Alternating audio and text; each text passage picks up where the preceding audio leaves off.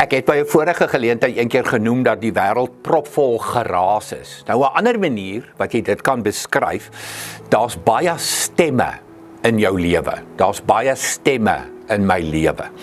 As daar 'n WhatsApp deurkom, dit is 'n stem in my lewe. As ek televisie kyk, dit is 'n stem in my lewe. Wanneer ek met 'n vriend kuier, dit is 'n stem in my lewe. As ek radio luister, as ek op internet besig is, dit is stemme in my lewe. Ek dink wat ek vir jou probeer sê vandag rondom die verskillende stemme in jou lewe is, die belangrikste stem is altyd God se stem. En ek en jy moet sy stem kan herken.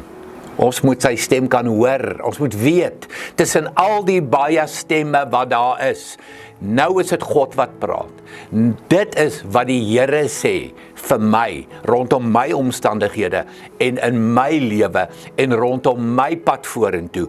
Ek hoor net een stem en dit is God se stem. Hoe gebeur dit?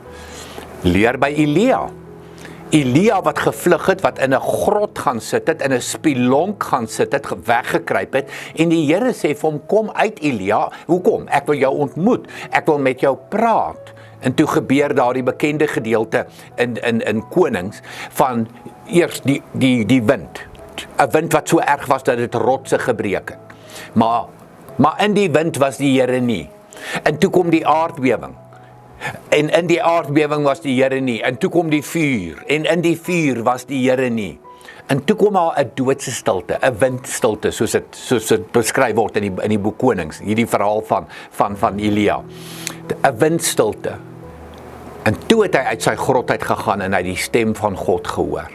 Wat maak jy hier, Elia? Wat maak jy hier, Elia? Maar die Here eintlik vir hom sê, kom uit, Elia, ek is met jou, ek is saam met jou. Weet jy, jy is sterk omdat ek by jou is. Jy is sterk omdat ek in jou is. Moenie bang wees nie. Jy kruip in 'n grot weg want jy's bang vir Jezebel, maar jy vergeet ek, die God Almagtig is jou Vader. Ek, God Almagtig, is met jou en by jou en ek maak jou sterk. Wat maak jy hier, Elia? Maar waar het Elia hierdie stem gehoor? In die windstilte, en dit was 'n fluistering. Daai twee woorde sê baie. God se stem is baie selde 'n stem wat op jou skree, wat kliphard gil op jou. Dit nie selde nie, nooit. Stilte is nodig, sodat jy die fluistering van God se stem kan hoor. En daai fluistering is gewoonlik nie in die oor nie, dis gewoonlik in die hart. En dan weet jy, die Here het gepraat, die Here het gesê, die Here bemoedig, die Here tel op, die Here gee raad, die Here gee leiding. En dit is die stem wat ek en jy so nodig het, in hierdie mal wêreld wat ons in leef. In hierdie wêreld, propvol stemme. Leer ken jou herder se stem, sodat jy die skaap kan wees, wat agter die regte herder aanstap.